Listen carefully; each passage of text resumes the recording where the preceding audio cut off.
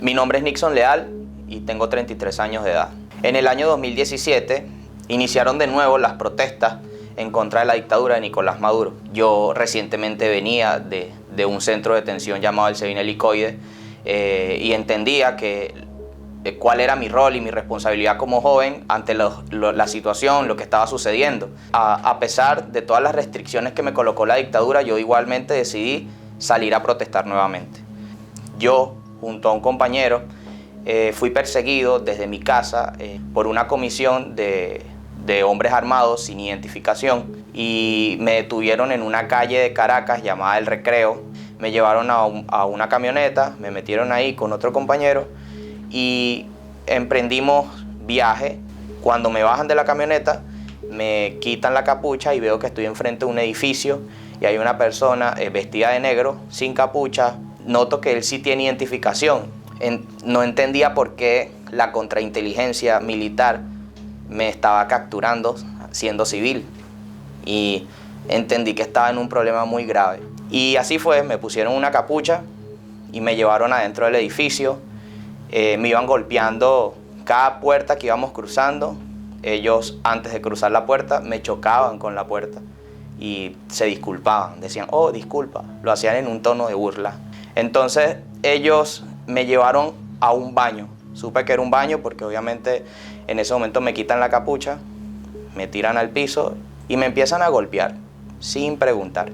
Entonces luego me quitaron las esposas y me dijeron quítate la ropa. Me golpearon muchísimo y es increíble cómo los golpes cuando estás con ropa a los golpes cuando estás desnudo son más fuertes. O sea, el dolor cambió. Y luego llegó una persona, caminó enfrente de mí y su cara era de satisfacción. Era como que me gané mi premio, tengo mi trofeo. Él me explicó qué era lo que iba a suceder y cómo iba a suceder dependiendo de si yo colaboraba o no colaboraba. Entonces él dijo que el dolor iba a ser progresivo. No busqué la salida fácil de delatar a algún compañero o decir algo que perjudicara a personas de mi círculo que protestaban conmigo. Ya yo estaba ahí, ya lo único que tenía que hacer era luchar por mi supervivencia, más no por mi libertad, porque sabía que no me iban a de alguna otra forma liberar y mucho menos no iban a dejar de torturarme. Él me preguntó que a qué me dedicaba, que cómo me llamaba, qué edad tenía, datos básicos, cómo se llamaba mi mamá. Pero lo curioso del caso es que él me preguntaba y después que él preguntó todo eso, él dijo en voz alta, sí es cierto. Es decir, yo entendí que ellos tenían toda esa información, ya ellos la tenían de mí y solo estaban tratando de corroborarla de alguna otra forma para saber si yo estaba diciendo la verdad o no. Y me llevaron a un calabozo. Ese calabozo ellos lo llaman el cuarto de los locos. Recuerdo que una de las personas que estaba dirigiendo el interrogatorio, que era Sosa, el capitán Sosa, dijo, llévalo al cuarto de los locos. Y yo sentía que las paredes de ese cuarto estaban como acolchadas, tenían una especie como de goma espuma. Y la capucha logré subirla un poco y me di cuenta en dónde estaba. Era un cuarto más o menos de 2x2, una puerta bastante ancha. Alimentación, tampoco. La alimentación la recibes cuando realmente ellos quieren. Y les hablo de que cuando digo que ellos quieren es que pueden hacerlo una vez cada 3 días o 2 veces dentro de 7 días o una vez cada 7 días. Empiezas a perder peso y llega un momento que ya ni siquiera hambre sientes producto del miedo. Me apretaron la capucha, me jalaron hacia atrás y me dieron un golpe en el estómago. Me sacaron el aire porque fue un golpe fuerte y no podía respirar. Entonces cuando intenté respirar, ellos me levantaron la capucha y me lanzaron algo como un polvo, era algo que me asfixiaba. Pero eso me asfixiaba mucho y eso me provocó una alergia que casi me provocó un paro respiratorio. Me tuvieron que llevar al médico interno que ellos tenían ahí y me inyectaron alguna solución que de alguna otra forma descongestionó mis vías respiratorias. Pero eso que me echaron en la cara también me produjo algo de quemaduras que hizo que me salieran como ampollas. Entonces, aparte de eso, ya no podía ver por un ojo y el otro también estaba perdiendo la visibilidad producto de la inflamación que tenía en el rostro. En los momentos en donde ellos no me esposaban hacia atrás, sino que me esposaban hacia adelante por tema de practicidad, yo me tocaba y podía sentir que tenía el rostro bastante desfigurado. Ellos pusieron una cámara y pidieron que grabara un discurso, algo escrito por ellos, en donde perjudicara a ciertos líderes políticos de oposición. Pero como yo me resistí y yo les dije que no iba a hacer eso, entonces procedieron de nuevo con la tortura, me volvieron a poner la capucha y me enterraron en esta mano en un chinche, una tachuela, y el dolor indescriptible. O sea, eso a veces yo trato de recordarlo porque escribo sobre eso para tratar de alguna otra forma lidiar con eso, con esa como que herida que te queda en el alma y no puedes. Piensas en eso y tú incluso intentas, yo pienso que no existe un psicólogo, no sé cómo decirlo, pero no existe nada. No existe nada que te ayude como que a lidiar con eso. Yo lo he contado de pocas maneras y hasta me he reído de eso. Créanme que lo he intentado todo, pero eso está ahí, eso no se va.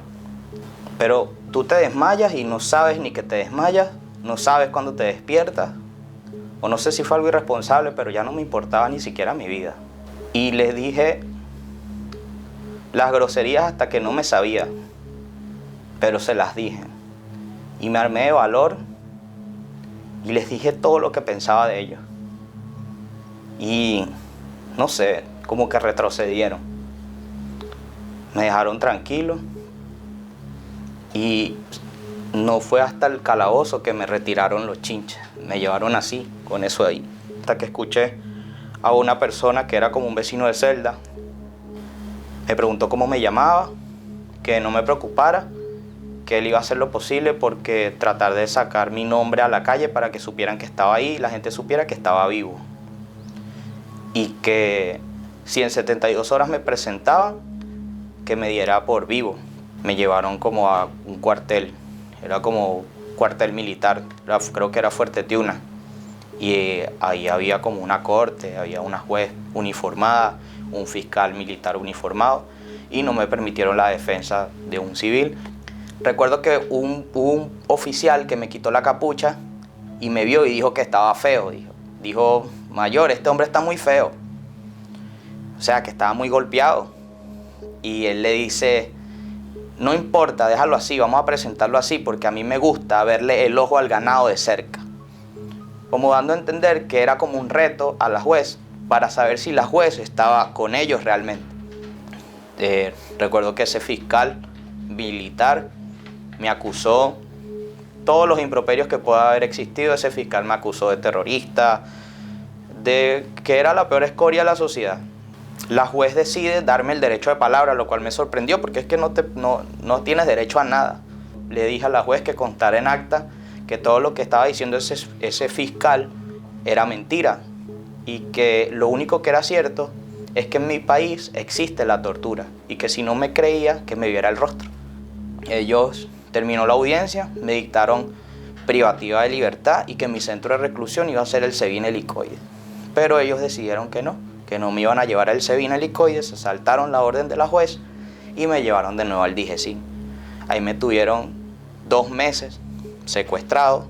Incluso Tarela Isamí, en el momento de mi detención, anunció muy orgullosamente en cadena nacional que habían capturado a un líder insurgente de una célula armada, a un terrorista, y que ese terrorista se llamaba Nixon Leal, es decir, mi persona.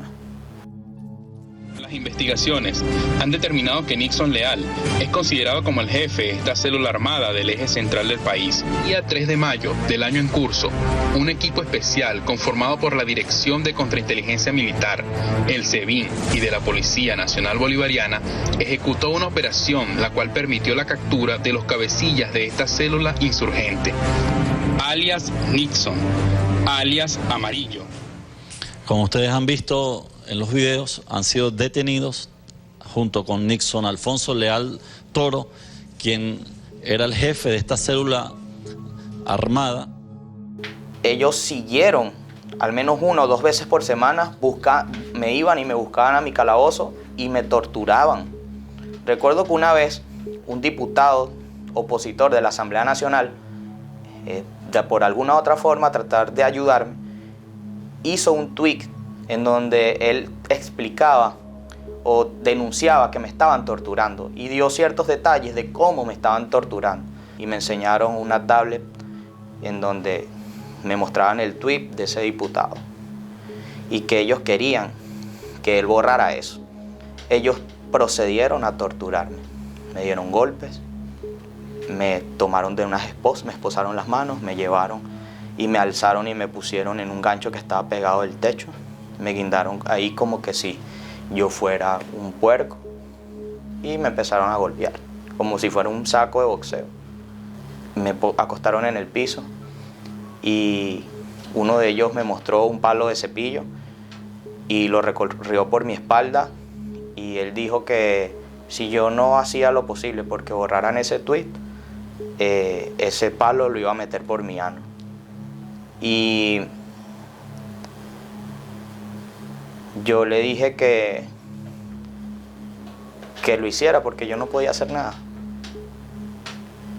Entonces ellos, al escuchar mi respuesta, me llevaron a un teléfono público que tenían ahí, que llamara a mi mamá, me tomaron del cuello, me pegaron de la pared, con la bocina, el teléfono aquí, tomada por ellos mismos, y otro con la mano aquí, dispuesto a colgar por si acaso decía algo indebido, para que le dijera a mi mamá que me estaban tratando bien, que no me estaban torturando, que se me estaban respetando mis derechos y que le pidiera por favor a ella que hablara con el diputado que había hecho el tweet para que lo borrara.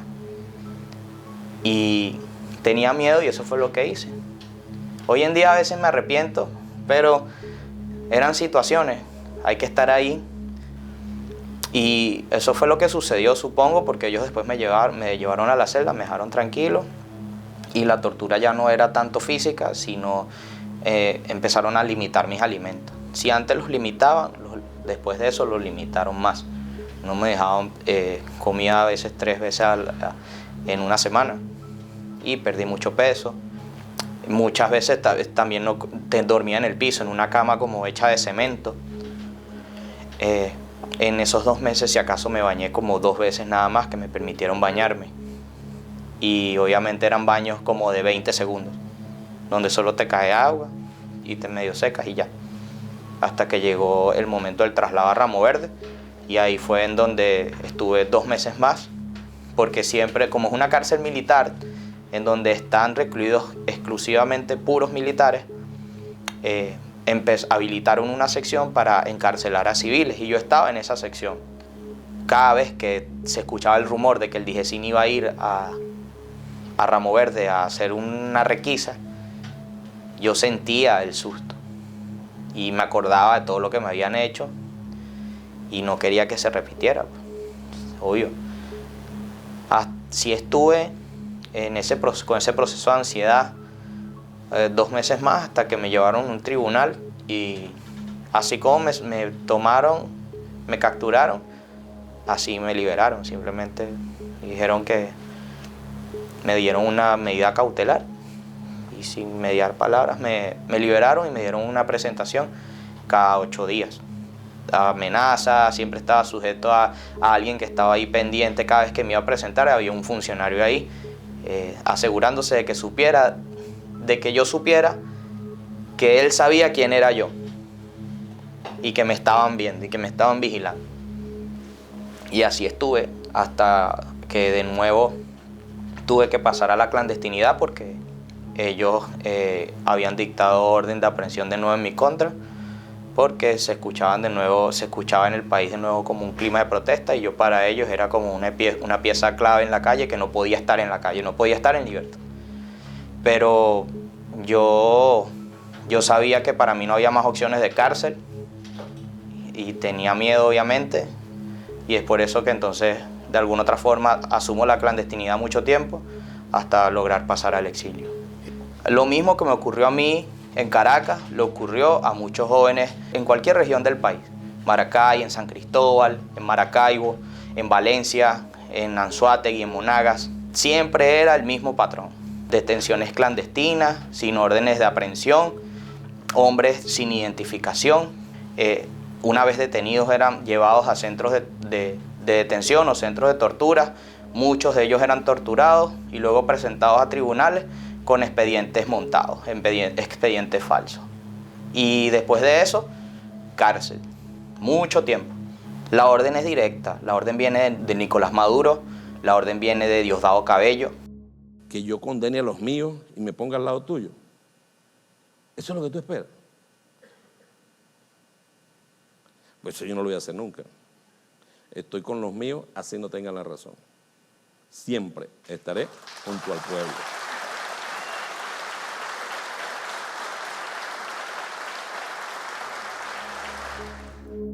La orden viene de Tarela y Sami, la orden viene de los hermanos Rodríguez, la orden viene del ministro Reverol, incluso la orden vino del mismísimo Manuel Quevedo, que en su tiempo era jefe del Core 5 de la Guardia Nacional y que por de alguna otra forma encarcelar a más de 300 jóvenes en Caracas en el año 2014 recibió un premio como ministro. Cuando pasé a la clandestinidad, obviamente lo primero para mí fue conciliar el sueño.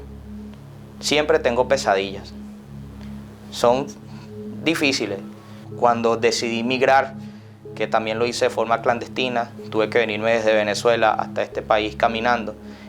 Y por cada país que yo pasaba, que veía un policía o alguna persona uniformada, yo tenía miedo, no por mi condición migratoria de ilegal en ese tiempo, sino porque de alguna otra forma me acordaba de la dictadura. Cuando incluso llegué a este país, que conocí a uniformados, algunos me saludaban y me trataban bien, a mí me parecía totalmente extraño porque eso en mi país no sucede. Escuchar el sonido de un carro, una moto que te llegara cerca. Físicamente he tenido secuelas, más que todo en la cervical y en la zona lumbar. También el tiempo en la cárcel durmiendo en el piso y el estómago producto de las huelgas de hambre que de alguna otra forma fueron inducidas porque prácticamente me obligaron a hacerlas. No, realmente nunca hice una denuncia porque los poderes en Venezuela están secuestrados. No importa la denuncia que hagas, no importa lo que hagas, eso no va a proceder. Entonces, y porque no creo en el sistema judicial de mi país, para que no solo ellos lo dejaran de hacer, porque va a ser difícil que lo dejen de hacer, porque ese es su mecanismo de control más efectivo, la tortura, pero sí para concientizar a todos los jóvenes y a toda la venezolanidad de lo que está sucediendo y que la tortura sí existe y que de alguna otra forma tienen que cuidarse.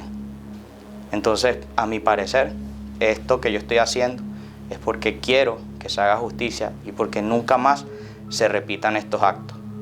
Que la gente tome conciencia de lo que es la tortura y sobre todo la gente no tome, aparte de tomar conciencia, denuncie todo esto que está sucediendo para que nunca más esto se repita.